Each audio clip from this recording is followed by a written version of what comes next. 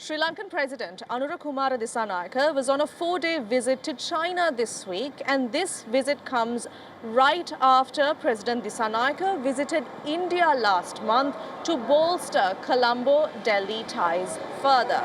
His visit to China is being closely watched by India as Sri Lanka and China further agree on investment and cooperation ties.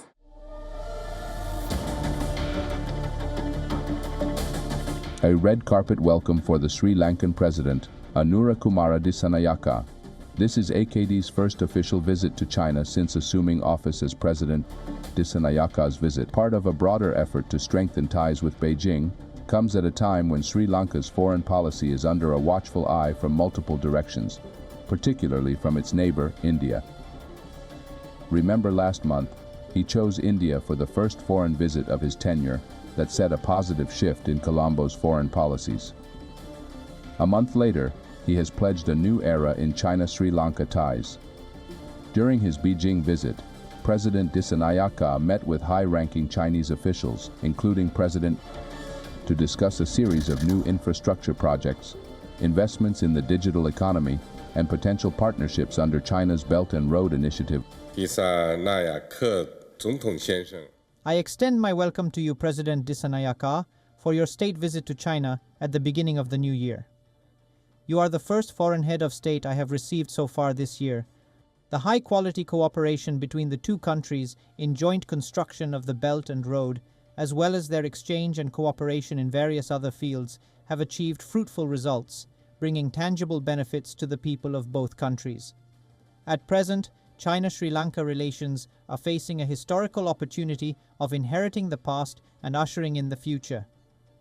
I would like to work with you to draw up a new vision for the development of bilateral relations and promote the China-Sri Lanka friendly cooperation to achieve new and greater success.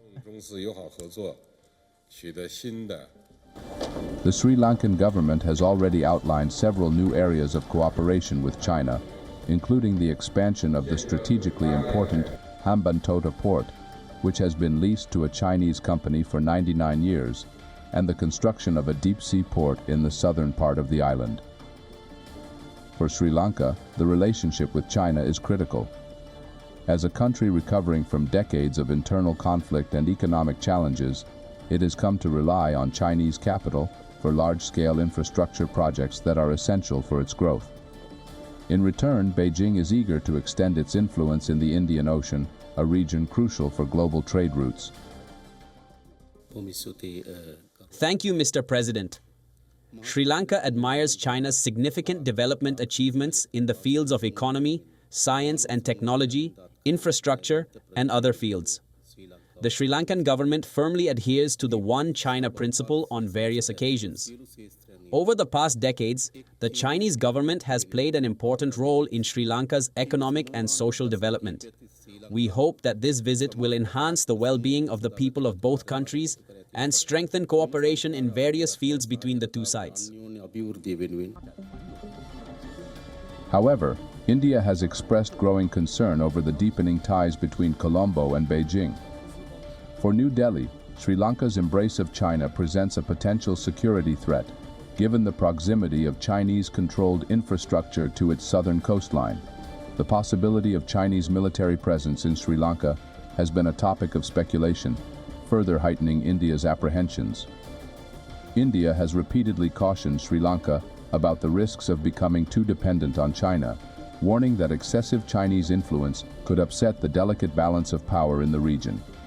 Sri Lanka has attempted to allay these concerns, emphasizing that it will not allow any foreign military presence on its soil and that its ties with China are purely economic. This delicate balancing act between courting Chinese investment and maintaining India's trust is one of the biggest tests for President Dissanayake. His trip to China serves as a reminder of how tightly the island's foreign policy is intertwined with the larger power struggle between two Asian giants.